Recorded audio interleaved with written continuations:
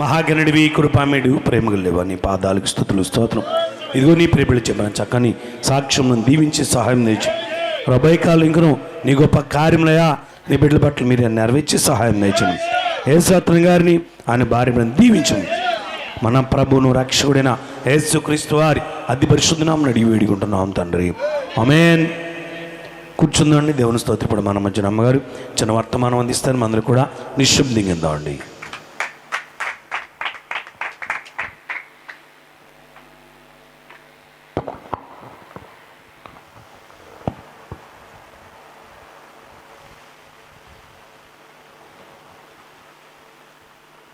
దేవునికి స్తోత్రం అండి. ఈ అవకాశం ఇచ్చిన ప్రభు వారికి నా హృదయపూర్వక వందనాలు తెలియజేస్తున్నాను.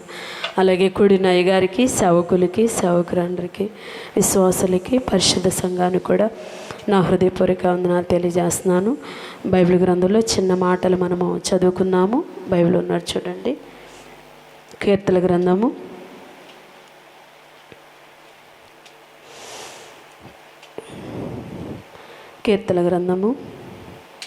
92వ అధ్యాయము. కీర్తన 92వ అధ్యాయము ప్రారంభం నుంచి నేను చదువుతాను. బైబిల్ ఉన్నారు చూడండి. యెహోవాను స్తుతించడం మంచిది, మహోన్నతుడా నీ నామమును కీర్తించడం మంచిది.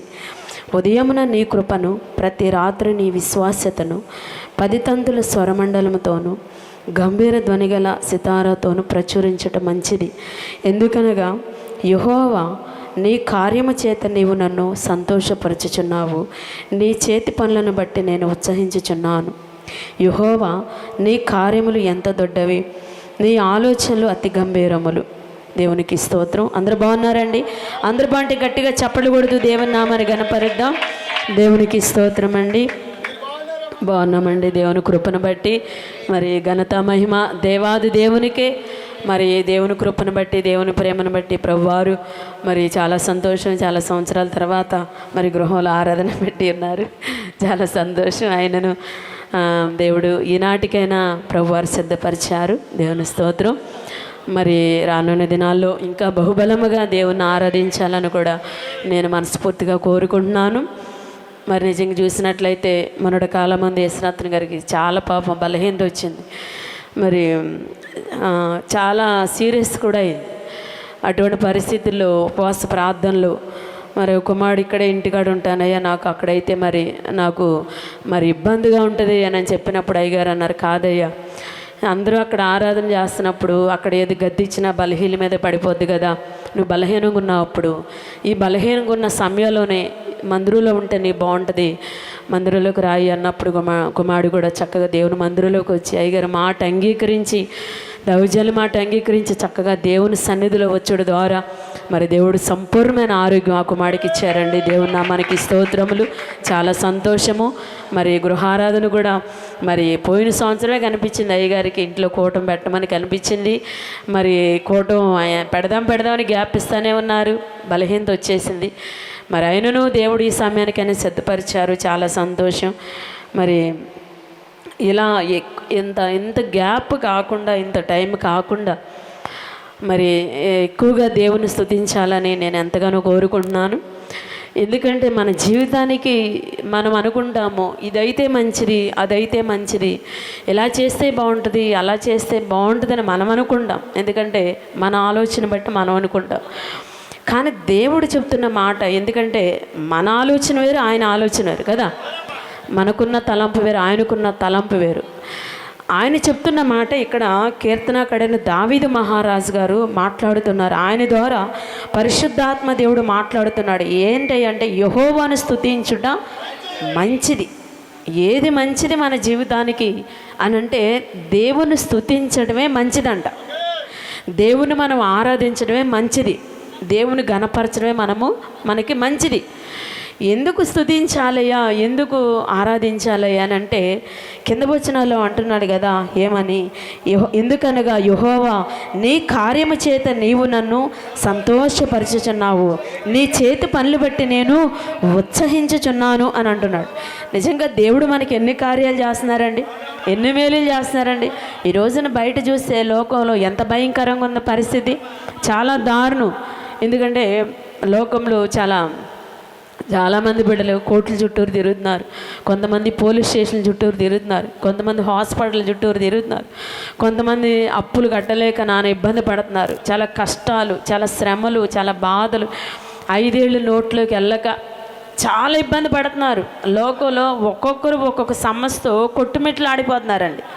నిజంగా దేవుని కృప ద్వారా ఈ రోజున మనము ఒక ప్రశాంతంగా, ఒక ఆరోగ్యంగా, మంచి గృహాలలో మంచి కడుపు నిండా భోంచేస్తూ, మంచి వస్త్రాలు ధరిస్తూ మనం ఈ బ్రతుకుతున్నామంటే ఈ కృప, ఈ ధన్యత అది మన కండబలం కాదు, మన తెలివితేటలు కాదు, మన అంగుబలం కాదండి, దేవుని కృప.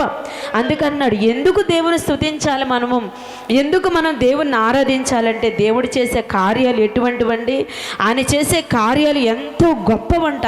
ఆ కార్యాల చేత దేవుడు మనల్ని ఏం చేస్తున్నాడు, సంతోషపరుస్తున్నాడు. ఏం చేస్తున్నాడండి, సంతోషం. మన హృదయానికి ఏం కలుగు చేస్తున్నాడు దేవుడు, సంతోషం కలుగు చేస్తున్నాడు. ఎంత గొప్ప విషయం అండి, ఎంత గొప్పదన్నైతే దేవుడు మన హృదయాలకి మనం అడిగిన కార్యాలు దేవుడు మనకి చేసి, ఒక ఉద్యోగం ఇచ్చో, వ్యాపారం ఇచ్చో, పనిపాట్లు ఇచ్చో, భార్యనిచ్చో, బిడ్డలనిచ్చో, కుటుంబాన్నిచ్చో, మరి నిజంగా మనం అడిగిన మేలు చేసో, అలాగే స్వస్థతనిచ్చో, ఇలా దేవుడు మనకు అడిగిందల్లా కార్యం చేసి మన హృదయానికి దేవుడు సంతోషం కలిగిస్తున్నాడంటే ఈ సంతోషం ఇచ్చిన దేవుణ్ణి మనం ఆరాధించాలా లేదా, స్తుతించాలా లేదా, గణపరచాలా లేదా? దేవుని స్తుతించాలి, గణపరచాలి, ఆరాధించాలి, మహిమపరచాలి. అదే మన జీవితానికి మంచిది. చప్పట్లు కొట్టండి, దేవుని నామానికి స్తోత్రం. Thank you. ఎస్, మన జీవితానికి మంచిది ఏంటంటే ఎక్కువగా దేవుని మనము స్తుతించాలి. అలాగే చూసినట్లయితే కృతజ్ఞతాస్తుతులు ఎంతో శ్రేష్టమైనవి కదా. ప్రతి మనిషికి ఒక్కొక్కరికి ఒక్కొక్కరు నచ్చుద్ది. కొంతమందికి బ్రెడ్ హల్వా నచ్చుద్ది, కొంతమంది గులాబ్ జామ్ నచ్చుద్ది, కొంతమంది దమ్ బిర్యానీ నచ్చుద్ది, కొంతమంది వైట్ రైస్ నచ్చుద్ది, కొంతమంది పచ్చడి నచ్చుద్ది, కొంతమంది పచ్చిపులుసు నచ్చుద్ది కదా. ఒక్కొక్కరికి ఒక్కొక్క టేస్ట్. దేవునికి టేస్ట్ కూడా ఉందో తెలుసా? మనుషులకు ఉన్న టేస్ట్ అలాగో దేవునికి కూడా ఒక టేస్ట్ ఉందో తెలుసా?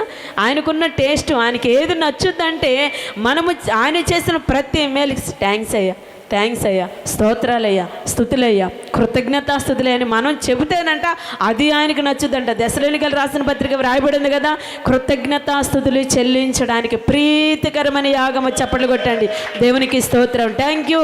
ఎస్, ఎప్పుడు కూడా మన గృహంలో ఆరాధన జరగాలి, మన గృహంలోకి దైవజనులు రావాలండి. ఎలాగో తెలుసా? ప్రకటన గ్రంథంలో చూడండి, ప్రకటన గ్రంథం 22వ అధ్యాయం మీరు చదివారా? ప్రకటన గ్రంథం 22వ అధ్యాయంలో అక్కడ చూసినట్లయితే చదవండి.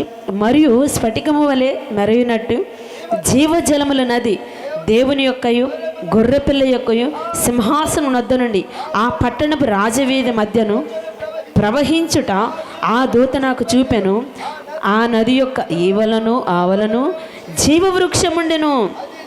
అది నెలకు ఫలించుచు 12 కాపులు కాయును. ఆ వృక్షము యొక్క ఆకులు జనములను స్వస్థపరచుటకే వినియోగించును. ఇక మీదట శాపగ్రస్తమైనది ఏదియు దానిలో ఉండదు. చాలండి, ఇక్కడ చూసినట్లయితే జీవజలముల నది అక్కడ ప్రవహిస్తుందంట.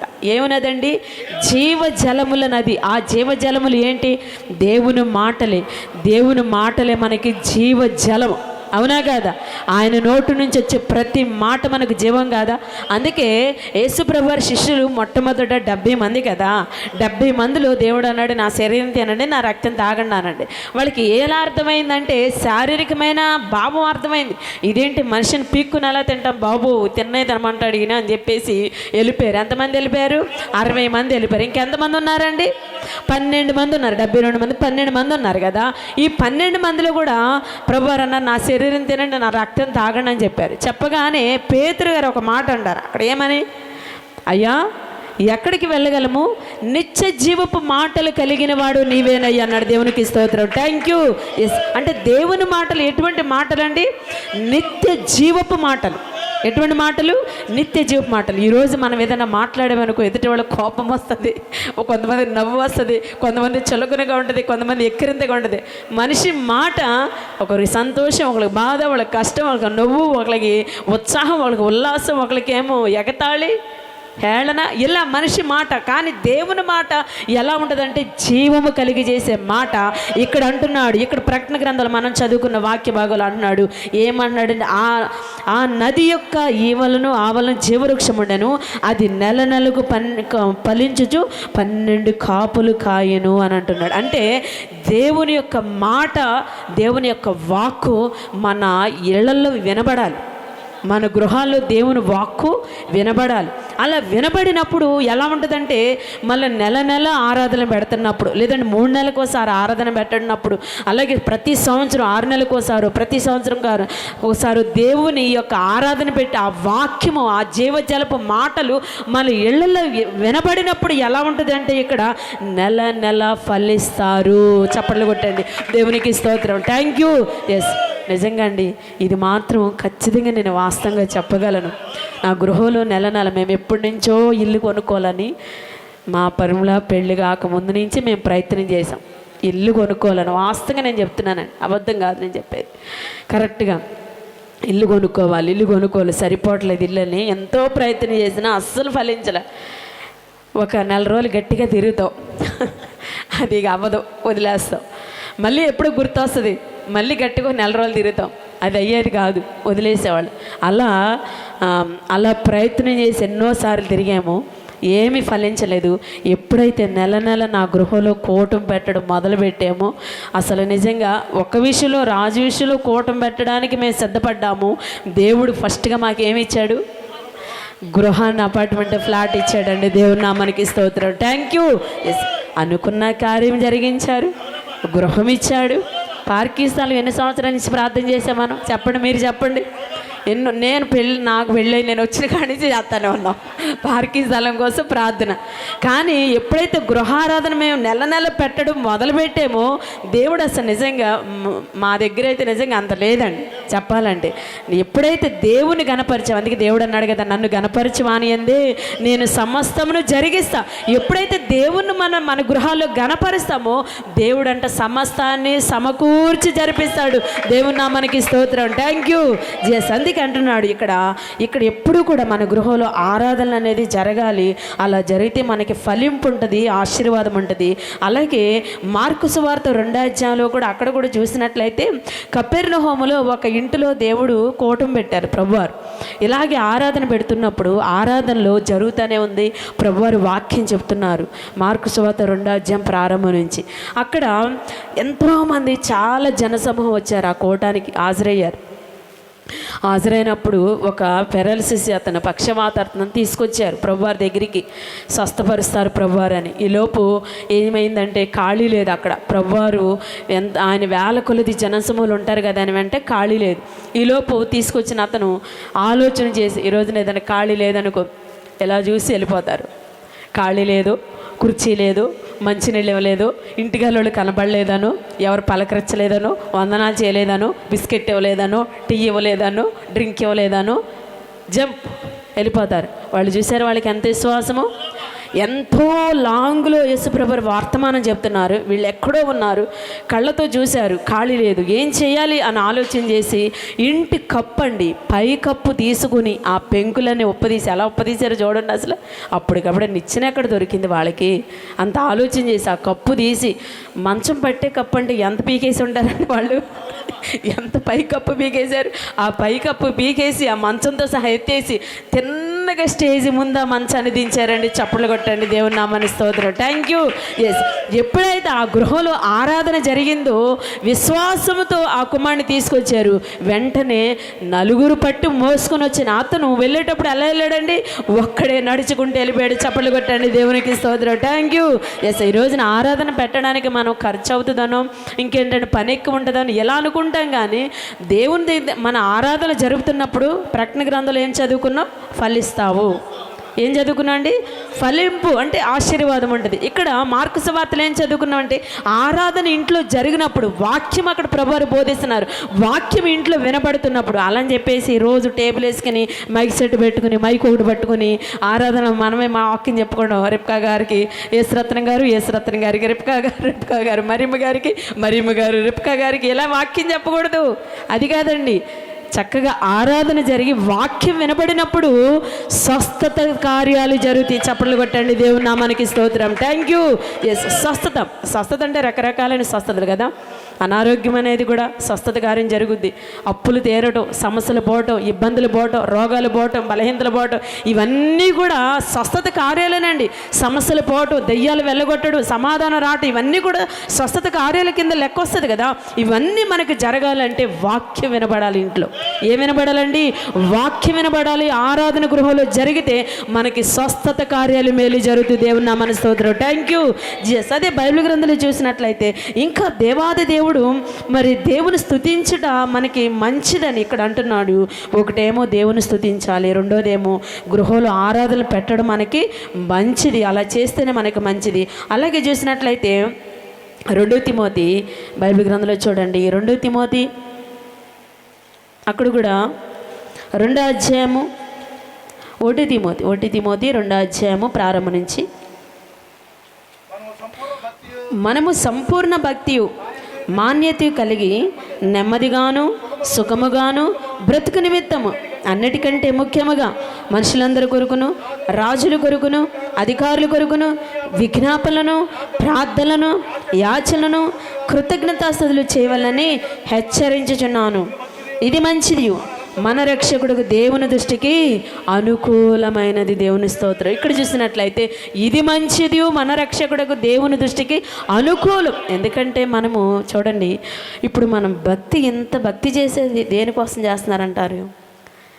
ఎంత ఉపవాసాలు, ఎంత ప్రార్థనలు, ఎంత పరిచర్య, ఇంత భక్తి, ఇంత పరిశుద్ధమైన జీవితం, ఎంత ఖర్చు పెట్టుకోవడం కదా. ఇవన్నీ కూడా చాలా జాగ్రత్తగా భయభక్తులతో యథార్థంగా దేవునికి ఇష్టంగా బ్రతికేది దేనికోసం మనం చేస్తున్నది? ఎంత భక్తి. దేవుడు ఒక పరలోక రాజ్యం అనేది ఏర్పాటు చేశారు, ఆయన ఉంచారు. దానికోసమే కదా మన ప్రయాస, మన కష్టం. దానికోసం అంటారా? లేకపోతే ఇంకా దేనికోసం? దానికోసమే కదా.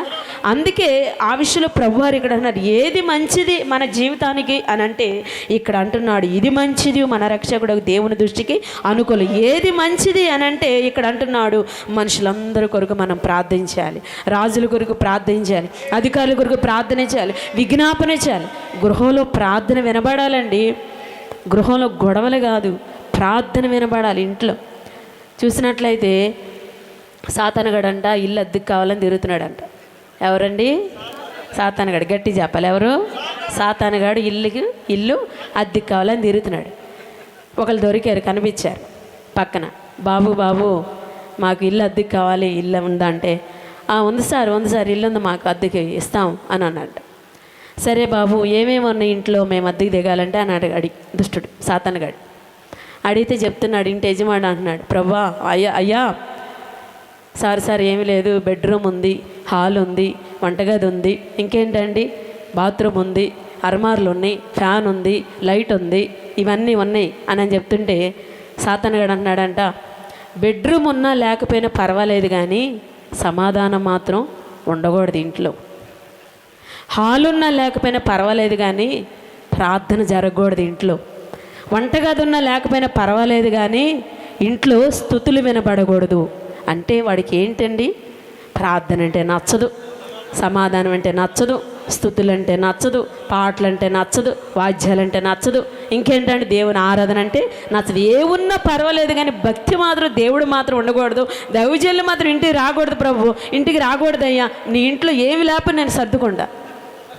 ఆడు సర్దుకుంటాడంటే ఏమి లేపాను, సర్ది పెట్టడానికి, సర్దికెళ్ళిపోవడానికి. అందుకే అంటున్నాడు ఇక్కడ, ఏది మంచిది మన జీవితాలకి, మన బ్రతుకులు కంటే మనం అందరి నిమిత్తం ఇంట్లో ప్రార్థన చేయాలండి.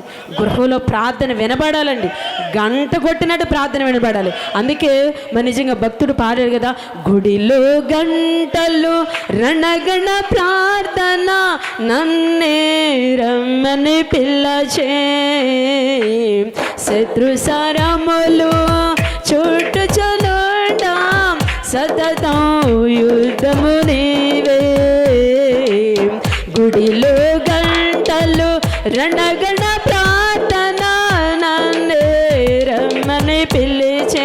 చూసారా, గుడిలో గంటలు అంటే ప్రార్థన గంట కొట్టినట్టుగా మనం ప్రార్థన చేస్తే ఎవరిని పిలుస్తున్నట్టు?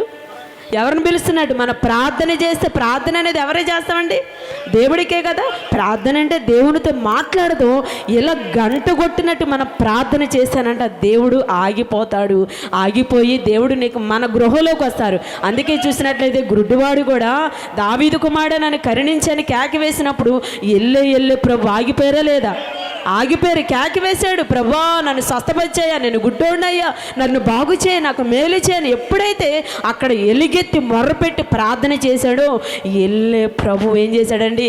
ఆగిపోయి నేను ఏం చేయాలని కోరుకున్నాను అడిగాడండి. దేవునికి స్తోత్రం. Thank you. ఎస్, మన గృహంలో ఏదేదో కాదు వినబడేది. మన గృహంలో ఏం వినబడాలండి? ప్రార్థన వినబడాలి. ఏం వినబడాలి? ప్రార్థన వినబడాలండి. ప్రార్థన బహుబలముగా గృహంలో ప్రార్థన ఖచ్చితంగా చేయాలి. మనం ఎంత పనుల్లో ఉన్నా, ఎంత బిజీలో ఉన్నా, ఎంత వర్క్ ఉన్నా సరే ప్రార్థన మాత్రం ఖచ్చితంగా చేయాలి. గృహంలో గంట ప్రార్థన ఖచ్చితంగా చేయాలండి. అలా చేస్తేనే మన కుటుంబంలో చాలా మేలులు పొందుకుంటాం. అందుకే బైబిల్ గ్రంథంలో మత్తయి సువార్త 26వ అధ్యాయము 41వ వచనం రాయబడింది. ఏమని? మీరు శోధనలో ప్రవేశించకుండా ఉండాలంటే మెలకువగా ఉండి ప్రార్థించండి. ప్రార్థన ఎందుకు చేయాలి? అసలు ఎందుకు చేయాలండి? శోధనలో ప్రవేశించుకోకుండా మెలకువగా ఉండి మనము ప్రార్థన చేయాలంటే, ప్రార్థన చేయకపోతే ఏమొస్తాయి అని అర్థం? శోధన వస్తుంది. శిష్యులు కూడా యేసుప్రభు శిష్యులు ప్రభువారు చెప్తానే ఉన్నారయ్యా ప్రార్థన చేయండి, పేతురు ప్రార్థన చేయి, నీ కళ్ళు భారంగా ఉన్నాయి, నువ్వు ప్రార్థన చేయి, అయ్యా సీమోను, యోహాను ప్రార్థన చేయండి, మీరు శోధన వస్తుంది, దుష్టుడు వచ్చేస్తున్నాడు, మీరు చెరపట్టబడతారు, మీరు చెదిరిపోతారు, ప్రార్థన చేయండి అయ్యా, దుష్టుడు వచ్చేస్తున్నాడు అని ఎంత చెప్పినా విన్నారండి? వినలేదండి. ఎప్పుడైతే వాళ్ళు ప్రార్థన చేయకుండా ఉన్నారో రానే వచ్చింది సమయం. యేసుప్రభు వారిని ఎప్పుడైతే పట్టుకున్నారో వీళ్ళ శిష్యులు ఏమైపోయారండి? చల్లా చెదురు గలిబిలి 3 రోజులండి వాళ్ళ బ్రతుకు చీకటి అయిపోయింది. అంధకారం అయిపోయి ఇళ్లలో కూర్చొని తలుపులు వేసుకొని దాక్కునే పరిస్థితి. అంటే ఎంత ధైర్యంగా తిరిగిన వాళ్ళు దాక్కునే పరిస్థితి ఎందుకు వచ్చింది? అంత శోధన, అంత కష్టం, అంత ఇబ్బంది ఎందుకు వచ్చిందంటే ప్రార్థన చేయలే. ఏం చేయలేదండి? ప్రార్థన చేయాలి. అందుకే సహోదరి సహోదరుడా, ఇక్కడ మన జీవితానికి ఏది మంచిది మనం అనుకుంటాం, ఇలా చేస్తే మంచిదేమో, అలా ఉంటే మంచిదేమో, ఇది తింటే మంచిదేమో, అది తింటే మంచిదేమో, కానీ దేవుడు లేకపోతే మంచిది కానే కాదు, భక్తి లేకపోతే మంచిది కానే కాదు, ప్రార్థన లేకపోతే మంచిది కానే కాదు, ఇంట్లో ఆరాధన జరగాలి, అది మంచిదండి. ఆరాధన జరిగితే వాక్యం వినపడాలి, స్తుతులు వినపడాలి, పాటలు పాడాలి, ప్రార్థన వినపడాలి మన గృహంలో. అదే మన జీవితానికి మంచిది, శ్రేష్టమైంది, వెలుగుమైంది. దేవునికి స్తోత్రం. Thank you. ఎస్, నిజంగా చూసినట్లయితే ఇలా దేవుని మందిరానికి కూడా వెళ్తే చాలా మంచిదండి. బైబిల్ గ్రంథంలో రాజుల గ్రంథంలో రాయబడి ఉంది కదా, రాజుల గ్రంథంలో కూడా ఇంకా ఏది మంచిది మన జీవితానికంటే రాజుల గ్రంథంలో రాయబడి ఉంటుంది. 2 రాజుల గ్రంథం 4వ అధ్యాయంలో 2 రాజుల గ్రంథం 4వ అధ్యాయం చూసినట్లయితే అక్కడ 23వ వచనం చూడండి.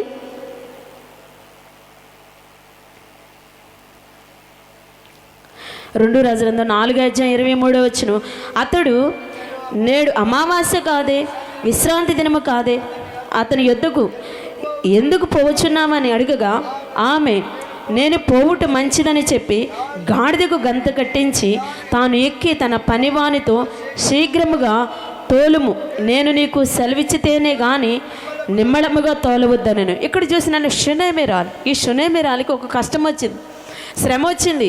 ఏం కష్టం అంటే మామూలు కష్టం కాదండి, మనకి ఈ రోజున వచ్చే చిన్న చిన్న కష్టాలు కదా. కానీ ఆమెకు వచ్చిన కష్టం ఏంటో తెలుసా? తన కుమారుడు చనిపోయాడు. చనిపోయిన బిడ్డని గాడిద మీద ఎక్కించుకొని గబగబా పనివాడిని తీసుకుని బయలుదేరి వెళుతున్నప్పుడు ఆ భర్త ఎదురొచ్చినప్పుడు ఆ భర్త గారు అన్నారు, ఎందుకు వెళ్తున్నావు చర్చికి? ఇవాళ ప్రార్థనకి ఎందుకు వెళ్తున్నావు? ఇవాళ ఆదివారం కాదు కదా, ఇవాళ శనివారం కాదు కదా, ఇవాళ అమావాస్య కాదుగా. అంటే ఆ రోజున అమావాస్యను వెళ్ళేవాళ్ళేమో, విశ్రాంతి దినం కాదు కదా, ఎందుకు వెళ్తున్నావు అని చెప్పేసి అడిగాడు. కానీ ఆ భర్తకి అసలు ఒక్క మాట అని చెప్పిందా? ఎంత భాగ్యవంతురాలు కదా, ఒక్క మాట చెప్పలే, నీ వల్ల ఇది అయిపోయాడు, నా వల్ల ఇది సాపించి ఎత్తిపోతారు ఈ రోజుల్లో. కానీ ఆ మాత్రం కుమారుడు చనిపోయినా సరే ఒక్క మాట కూడా తన భర్త చెప్పుకోకుండా, అయ్యా నన్ను పోనివ్వు, నేను వెళ్తాను, ఎంత సమాధానంగా అడిగిందో. నేను వెళ్ళటం మంచిదే, వెళ్తున్నాను. తన భర్తకు కూడా అర్థమైంది, నా భార్య ఏది చెప్పినా మంచిగా చెప్పుద్ది, కరెక్ట్గా చెప్పుద్ది అని ఆ నమ్మకం అతనికి కలిగింది. కాబట్టి నేను వెళ్ళాలి అన్నప్పుడు వెంటనే దారిచ్చాడు. ఎందుకంటే తన మీద అంతా నమ్మకం ఉంది, ఏమి వెళ్తుంది మంచి కోసం వెళ్తుందని. ఎప్పుడైతే అంత నమ్మకంగా తన భర్త గారు పోనిచ్చాడు, దేవుని మందిరానికి, దైవజనుడి దగ్గరికి, సంఘానికి అక్కడ వెళ్ళుట ద్వారా చచ్చిపోయిన కుమారుడు బ్రతికించబడ్డాడు. దేవునికి స్తోత్రం. Thank you. ఎస్, ఇక్కడ సహోదరి సహోదరుడా, దేవుని సన్నిధికి కూడా మనం వెళ్ళటం మంచిది. దేవుని సన్నిధికి వెళ్ళటం చాలా చాలా మంచిది. ఎందుకు మంచిదో తెలుసా? చచ్చిపోయిన కుమారుడు బ్రతికించబడ్డాడు. చనిపోయిన కుమారుడే బ్రతికించబడ్డాడంటే చనిపోవడం అంటే కొంతమంది ఆత్మలో చనిపోతారండి. మనుషులు బతికే ఉంటారు కానీ ఆత్మీయంగా వాళ్ళు చచ్చిపోతారు. వాళ్ళలో భక్తి, ప్రార్థన ఇంకేమీ ఉండదు. భక్తి జీవితం అనేది ఉండదు. ప్రభువారు వారిలో ఉండరు. అందుకే ఆత్మీయులు చనిపోయిన వారిని మనం గుర్తించలేము. మన నిజంగా బ్రతుకున్నట్టే ఉంటారు కానీ చనిపోయిన స్థితిలో ఉంటారు. అందువల్ల వాళ్ళకి ఏం అర్థం కాదు. అటువంటి వారిని కూడా మనం బ్రతికించుకోగలిగేది ఎక్కడయ్యానంటే మనము దేవుని సన్నిధి. చాలామంది అంటారు, వీళ్ళు మారట్లా, వాళ్ళు మారట్లా, వీళ్ళెట్లా, వాళ్ళట్లా, అయ్యో భర్త ఎట్లా, భార్య ఎట్లా, పిల్లలు ఎట్లా, తల్లిదండ్రులు ఎట్లా, ఇలా అనుకుంటాం. కానీ మన నిజంగా వాళ్ళు మనం రక్షించుకోవాలి, వాళ్ళని మనం బ్రతికించుకోవాలి అనంటే మనము దేవుని సన్నిధికి వెళుతూ దేవుని మనం ఆరాధిస్తే చనిపోయిన వారిని బ్రతికించుకుంటాము, ఆత్మలో చనిపోయిన వారిని కూడా మనము బ్రతికించుకోగలుగుతాము. దేవుని నామానికి స్తోత్రం. Thank you. ఎస్, ఇలా చెప్పుకుంటే యేసు ప్రభు వారి దగ్గరికి వెళ్ళటం ఎంతో శ్రేష్టము, ఉత్తమము. అలాగే దేవుడు అంటాడు, వెలుగు మంచిది. ఆదికాండం 1వ అధ్యాయంలో రాయబడింది కదా, వెలుగు మంచిది. ఆ వెలుగు ఎవరండి? యేసయ్య. అలా జీవితానికి ఏది మంచిది? దేవుడు మంచి, ప్రార్థనలు మంచి, ఉపవాసాలు మంచి, గృహంలో ఆరాధనలు మంచి, దేవుని సన్నిధికి వెళ్ళడం మంచిది, వాక్యం వినడం మంచిది, గృహారాధనలు పెట్టుకోవడం మంచిది, అందరి కోసం ప్రార్థన చేయడం మంచిది, పరిశుద్ధమైన జీవితం జీవించడం మంచిది, దేవుని కోసం బ్రతకడం మంచిది. ఇలా మంచి కార్యాలు మనం చేస్తున్నప్పుడు మన దేవుడు కూడా మనకి ఏం చేస్తాడు? మంచి కార్యాలు చేస్తాడు. అలా కార్యాలు జరిగినప్పుడు మనం ఏం చేయాలి? కీర్తనలు 92 అధ్యాయము, అప్పుడు యెహోవాను స్తుతించుట మంచిది. చప్పట్లు కొట్టండి, దేవుని నామాన్ని స్తోత్రం. Thank you. ఎస్, మంచి దేవుడు మనం ఆరాధించినప్పుడు దేవాది దేవుడు మన పట్ల గొప్ప గొప్ప మేలులు చేస్తాడు.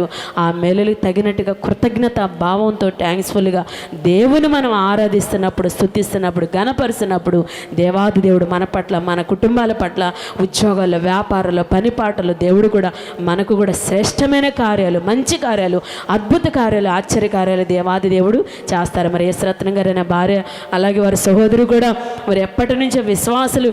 మరి అయినప్పటికీ ఆ రోజు నుంచి ఈ రోజు వరకు నిజంగా తిరగకోకుండా విశ్వాసితులు. చాలా యేసురత్నం గారు చాలా నిదానం, చాలా మంచి వ్యక్తి అండి.